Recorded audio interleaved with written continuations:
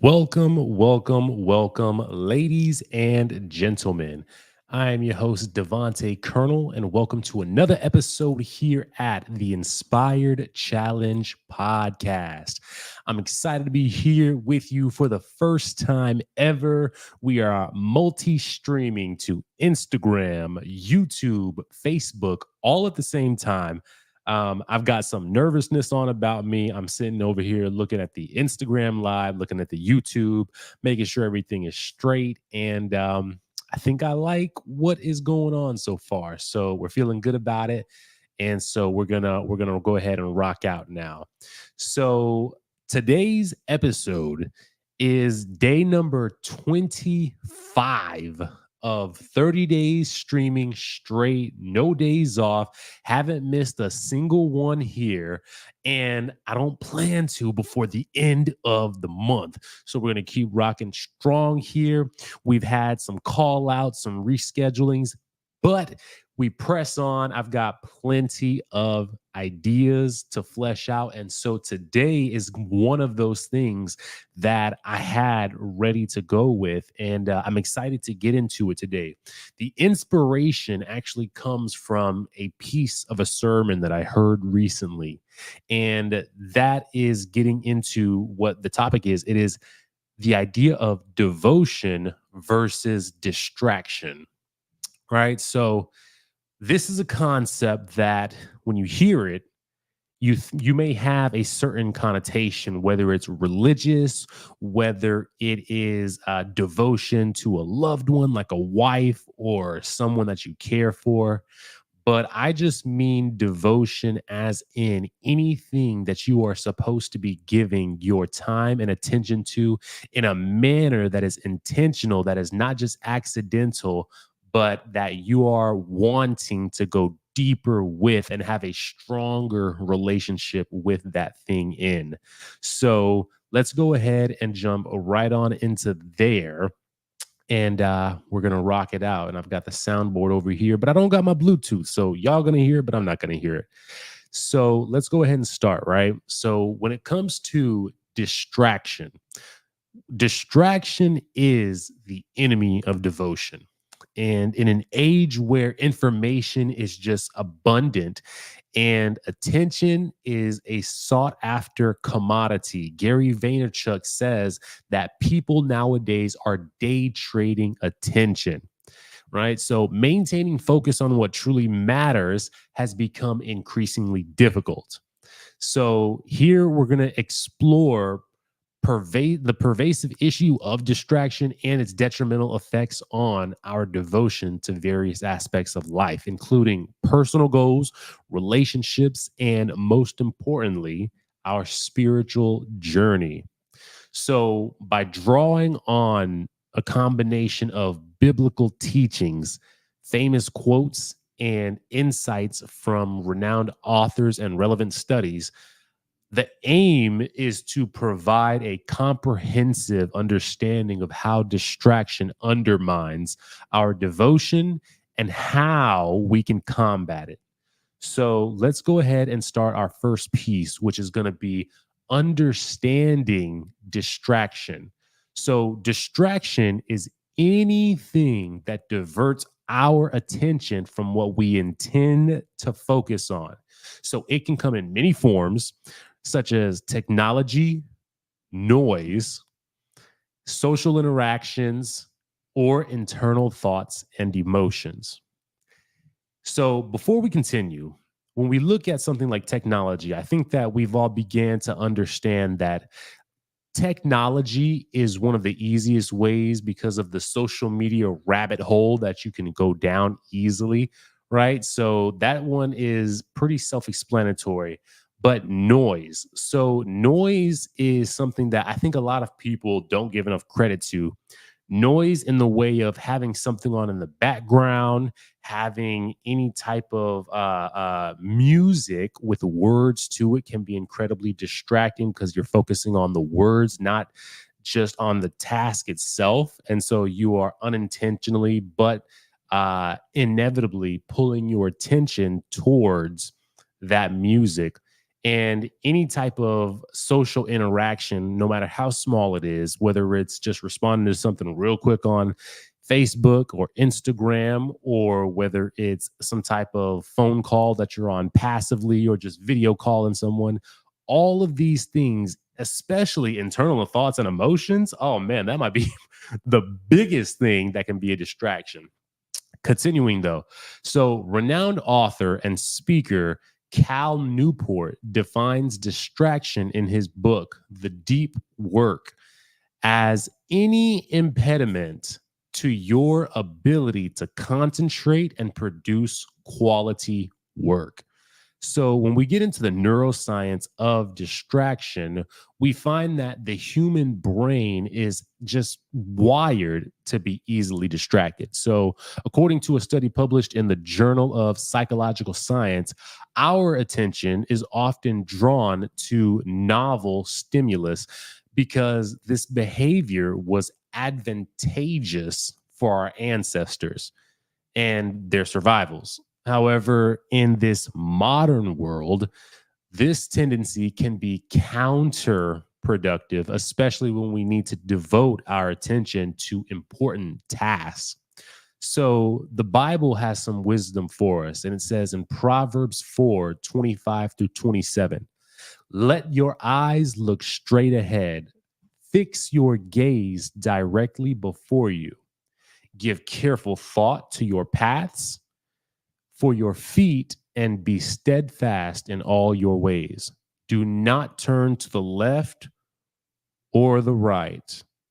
Keep your foot from evil.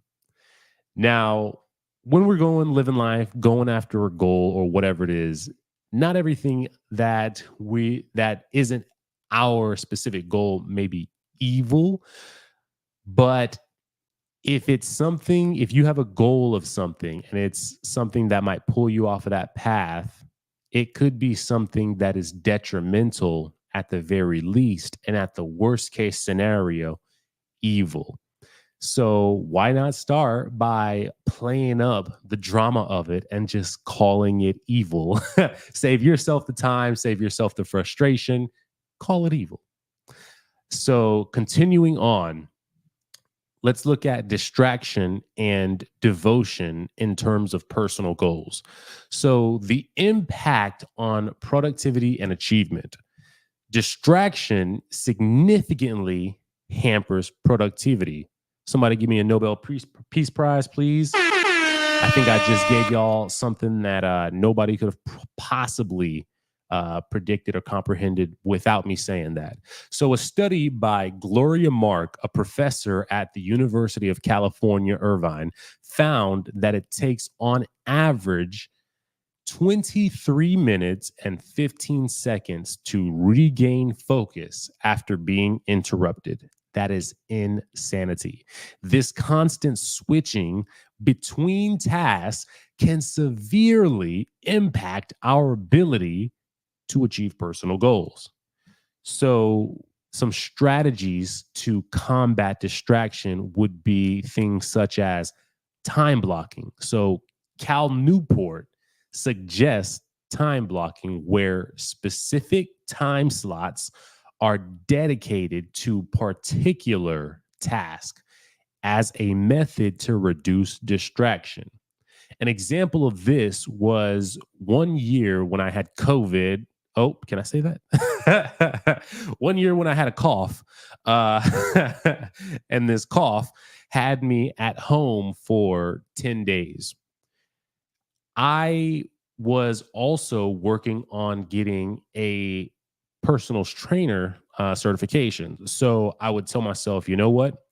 This is a perfect time to get it done. So I set up my time where it was 45 minutes of intensive studying, and then 15 minutes would be taking that time to watch a movie that I wanted to watch. So 45, 15, 45, 15. I did that all day. By the end of like the fourth day, I had from doing, what was it, like maybe the first two or three chapters of a book. I had finished it and I had completed the entire exam and passed the exam. And there was like three compartments to the exams on top of all the assignments. And this came from 45 minutes on with going hard, no distractions, no fun, nothing. And then 15 minutes just letting my brain turn off, decompress, watching some Spider-Man 2, The Amazing Spider-Man 2. I had never seen the Gwen Stacy scene and Andrew Garfield's Spider-Man fail at catching her. And you know how that ended up happening. But I was blown away with the results of what this 75 to 25 work split of your hour did in terms of productivity. Time block. It is amazing. Now, another element of time blocking is if you have a task to do, you say, I am going to give myself an hour to do this thing. And then at the end of that hour, where it's intensively working on that thing, that is it. And then I go on to the next time block that I have set up for the next task or the next piece of my day. Next up, we have the idea of a digital detox. So authors like Catherine Price advocate for digital detoxes in order to minimize the impact of technology on our focus. It is just a simple fact that when you consume the social medias, notifications, the videos, these things stimulate dopamine releases. The dopamine releases that you receive cannot be equaled through typical means.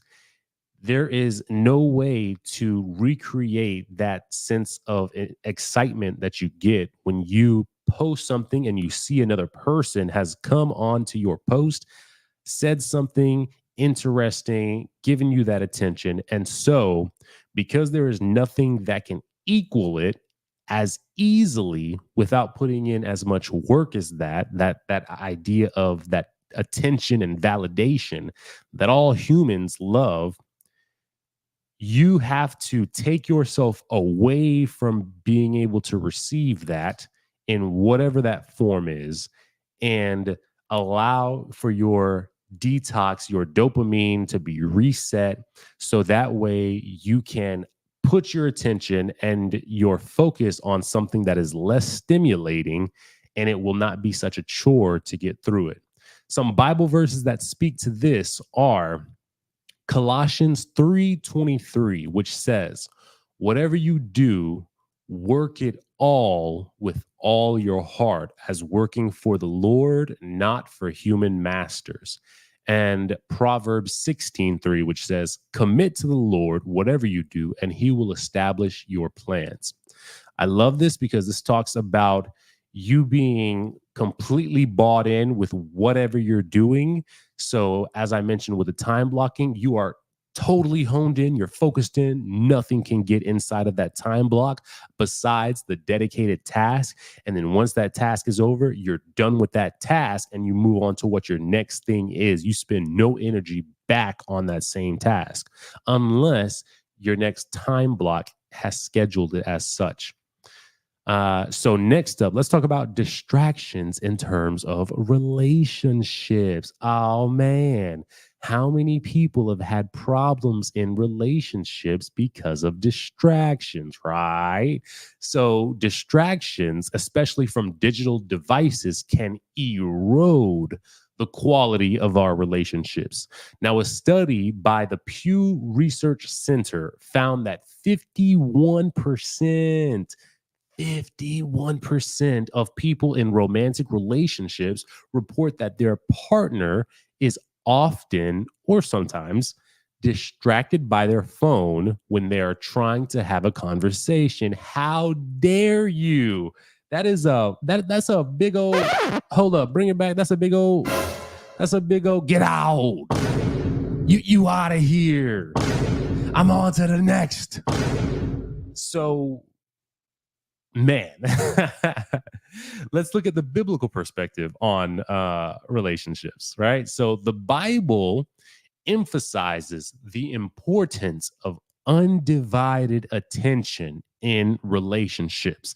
In First Corinthians 7:35, Paul advises believers to secure undistracted devotion to the Lord and by extension to their relationships.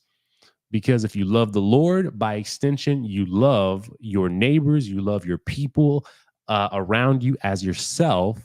And so, undistracted devotion to the Lord equals attentive attention to your relationships. So let's look at some famous quotes by some people who these people are Jane Austen and Ralph Waldo Emerson. Jane Austen said, "There is nothing I would not do for those who are really my friends." And Ralph Waldo Emerson said, "The only way to have a friend is to be one." I like Ralph especially in what he said here because I know a lot of people between my business networking, between the various church ministries, between just regular social things that I go out and do randomly where I meet people.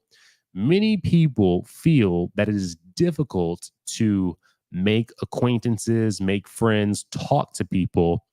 But the truth is that the person themselves does not actually know how to have conversations. I had a conversation with a gentleman named Caleb Paul. He's sort of a local entrepreneurial networking, the go to person in this Orlando entrepreneurial space. And he agrees that some of the biggest challenge that he sees new entrepreneurs face is that they don't know how to have a conversation in a way that's genuine. There's so much script that goes into it. And this isn't just entrepreneurial, this is just a human thing. People typically are horrible conversationalists. People suck at talking. But there is a way to get better at it. That's beyond the scope of this video right now. Just know that there is a way to get better at it. And if there's any interest in that type of video, would love to go into that and make a video dedicated to that. But I'll wait on feedback to see what people say about that. So, some Bible verses that speak to these concepts, right? As far as Jane Austen's, there is nothing I would not do for those who are really my friends. And the only way to have a friend is to be one, by Ralph. First Peter 4:8 says, "Above all, love each other deeply because love covers a multitude of sins." And Ephesians 5:33 says, "However, each one of you must also love his wife as he loves himself, and the wife must respect her husband." So these here strike me because when it looks at being a friend, it looks at, hey, if there's things that go wrong, issues that happen, the love that you have transcends whatever the evil thing is. And as far as loving your wife, loving and then respecting your husband, these are just things that when we look at friendships as well, we should be loving and respecting our friends clearly. Somebody give me an award. You know what I'm saying? Oh, yeah. All right. Cut that clap off. All right. Distraction and spiritual devotion. So let's look at some biblical teachings on that, right? The Bible frequently addresses the issue of distraction in spiritual life. So Jesus' parable of the sower in Matthew 13:22 warns that the cares of the world and the deceitfulness of wealth can choke the word, making it unfruitful. Historical and contemporary insights give us someone like Brother Lawrence.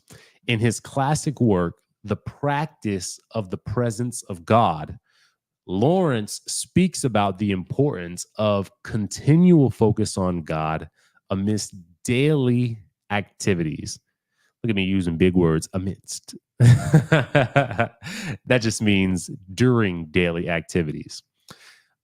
So these two concepts here, when it talks about allowing things like deceitfulness and cares of the world to choke the word, this is huge.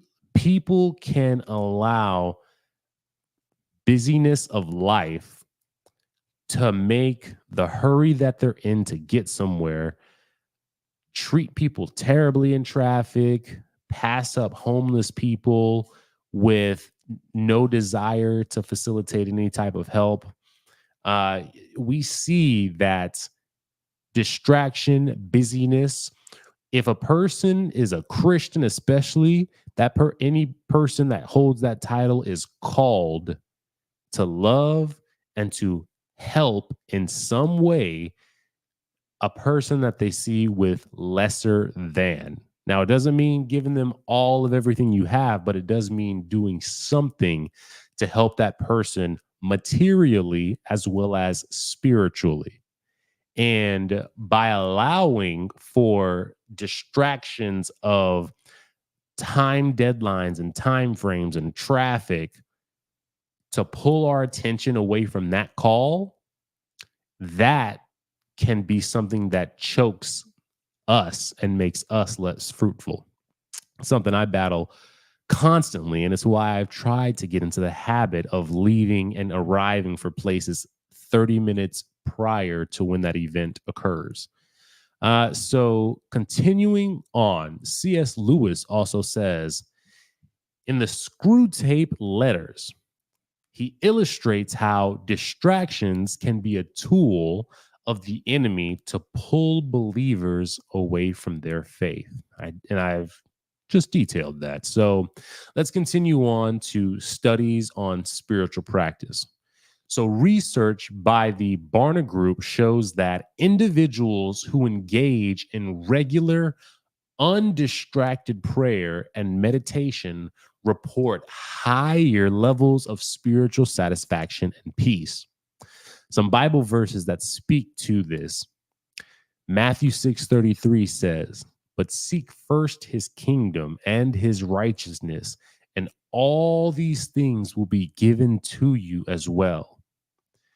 Philippians 4:6-7 says, "Do not be anxious about anything, but in every situation, by prayer and by supplication, with thanksgiving, present your requests to God, and the peace of God, which transcends all understanding, will guard your hearts and your minds in Christ Jesus." So this is such a people understand the importance of meditation. However, the idea of prayer is uncomfortable for many because prayer means not only emptying your mind out as meditation has you do with that focus on breathing and that focus on emptying, but it also means filling your mind with the thoughts of God and with the calls that he gives you. But to have the ability, as this study right here showed, the Barna Group, there are just reported higher levels of satisfaction, spiritual satisfaction, and peace.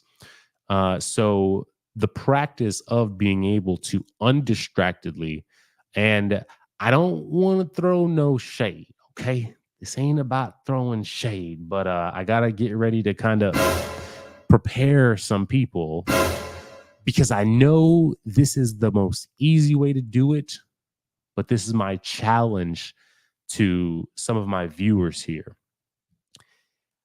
One of the ways that is easiest for people to have their time with God is to get with him while they're driving. And you know what? For those of you that put that time, I got love for y'all, man. truly I have love for y'all because I know that a busy day, it can be tough. It can be so tough to make that time. However, that is still distracted prayer because your attention better be on the road, paying attention to the street lights, paying attention to all these things. And so it's a step in the right direction, but to make that next step, the step to go further beyond, as my boys in Dragon Ball Z would say it, is to truly take time apart from a working day where you allow yourself to clear out everything in order to focus in on God. And I think that people that only get their time with God during drives will find themselves questioning their closeness with him, because even though the rides can be good, they're certainly not bad, they're certainly not negligent. Even though they can be good, they're not as potent as truly removing every piece of distraction and spending that time with him. So let's look at the role of technology and distraction. We talked about it a little bit already. Let's go ahead and talk about the double edged sword of technology. So it can be both a tool and a distraction, obviously. While it offers unprecedented access to information, connection, it also poses significant challenges to our ability to focus. So when it comes to managing digital distractions, so let's look at setting boundaries. Now, I recently released a video, the 7 pillars of attraction, and setting boundaries was part 6. Make sure to go ahead and check that video out if you haven't. It's a great video that talks about boundaries in so many capacities, including digital boundaries as well as mental boundaries. And a lot of that plays into what we're about to talk about very quickly for this point. So, when it comes to setting boundaries, authors like Near Eyal in his book Indistractable suggests that setting clear boundaries for technology use is an extra step above just thinking about your usage of a device. So, mindful usage is incorporating mindfulness techniques to become more aware of how we use technology, which can help to mitigate its distracting effects. So, the idea of mindfulness being, instead of just doing things naturally, physically, as they happen, as they come about, you want to do things with the thought of, what am I doing? Why am I doing? How did I get here? Is this what I'm supposed to be doing right now? Some Bible verses that speak to this idea are Psalm 101, chapter 3, Psalm 101, chapter 3. I'm sorry. Psalm chapter 101, verse 3. Psalm chapter 101, verse 3. It says, I will not look with approval on anything that is vile. I hate what faithless people do. I will have no part in it. Romans 12:2 says, do not conform to the pattern of this world, but be transformed by the renewing of your mind. Then you will be able to test and approve what God's will is. Uh, to test and approve what God's will is, his good, pleasing, and perfect will. These things make it clear to not just go about allowing yourself to be influenced by the things that come naturally. Typically, there's this idea called the vibe. The concept of the vibe, why I typically can't stand using it, is that the vibe is all about, just if you're in a situation and something's going a certain direction, if it feels good to you, then you just go with it. However, scripture will tell us that our flesh can enjoy situations that are going on that are not necessarily to our best interest. And so this is why that idea of mindfulness comes in, because the vibe tells you if it feels right, go with it. But mindfulness would say, hey, this might feel right, but what are the implications of this thing further down in in your life if you were to just go with the flow of this? Now we go to practical steps in order to combat distraction. So here are a couple. Some developing focus habits here.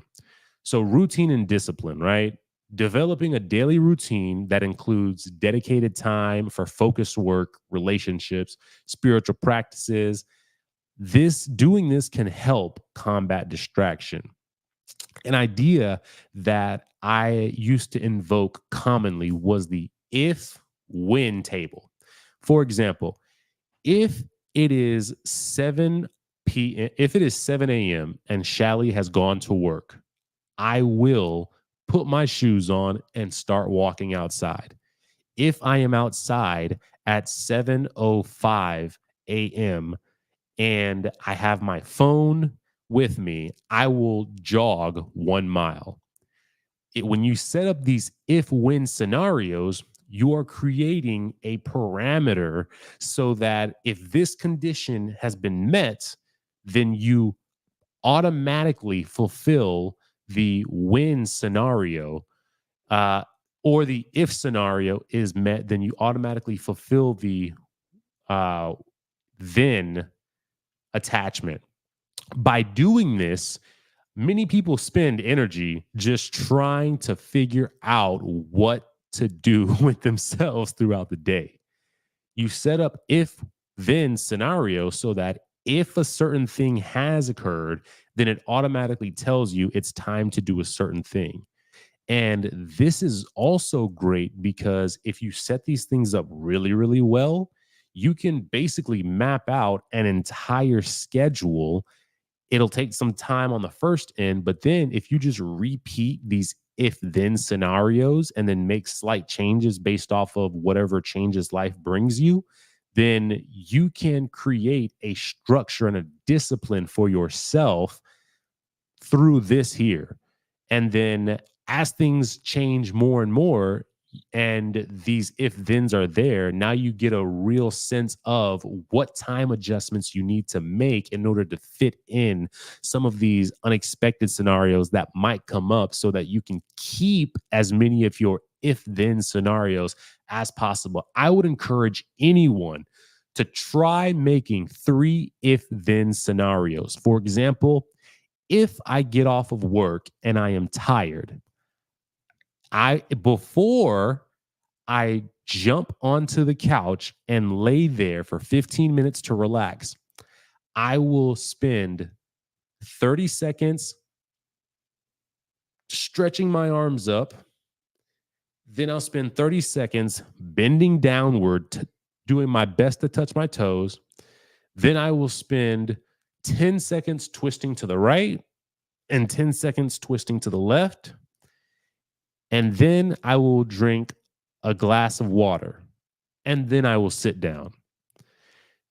This right here is a very simple thing, but just by adding this, you are adding in activities that are increasing your heart rate, increasing blood flow, increasing your cardiovascular circulation, right? And getting your blood flowing before you jump into a vegetative state. So, if then scenarios can be extremely powerful. I very much so challenge you to set some of these up for yourself. When it comes to mindfulness and meditation, right? Practices such as mindfulness and meditation can improve attention and reduce the impact of distraction. Again, because you're thinking about what you're doing, you're clearing out all of these noises, these busynesses of you, and you're thinking about what am I doing? Why am I allowing the noise to come in? Why am I allowing social media to come in? Let me just stop, sit. What do I need? Oh, snap. I still haven't cleaned the toilet. I need to do that. Okay, I'm going to do that right now. Hey, my husbands, y'all know what I'm talking about, right? If you're a new husband, you know exactly what I'm talking about. Hey, get it done, son. She don't know if you get it done before she walk back in. You know what I'm saying? Okay, let's continue.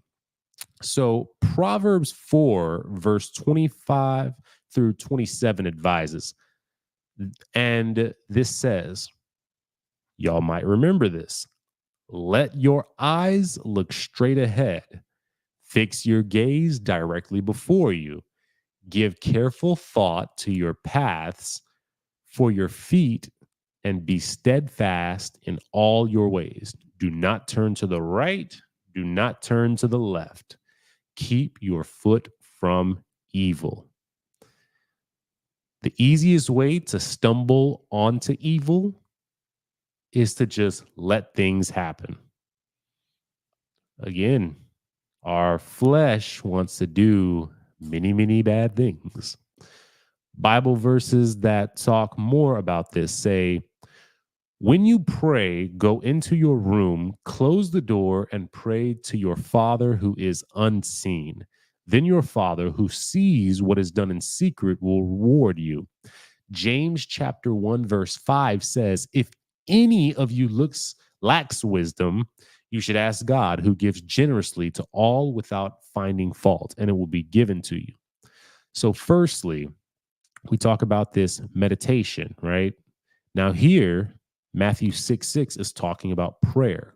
Go into your room and meditate. And oh my goodness, excuse me, meditate or pray preferably to the Father. And by praying to him, he will reward you. And then when we look at mindfulness, James says, if you lack wisdom, ask the Father and he will give generously. But first, it takes you understanding what it is that you are even lacking in the first place. So, to wrap things up, put it all in a nice, tight little bow. Distraction. It is indeed the enemy of devotion, whether it's in our personal goals, relationships, or our spiritual journey. Maintaining focus and resisting the allure of distractions is crucial. And by drawing on biblical teachings, wisdom from different authors, contemporary research, we can develop strategies, which I've listed some of them out, in order to cultivate a more devoted and focused life. So let's strive to keep our eyes fixed on what truly matters and to not let ourselves be discouraged by just the plethora of distractions that seek to divert away our attention. You guys, I want to thank you for anybody that joined on for this late night podcast. For anyone that watches this on the back end, I hope that this has provided some value for you. I pray that you will attempt some of these things that I have mentioned as we've gone through this. And I hope that this can merit a like, a comment, and a share for anyone that got value from this. So thank you guys. And have a great night's sleep or have a great day whenever you watch this. I've been your host, Devontae Colonel, and I will see you guys next time on the Inspired Challenge podcast. Take care.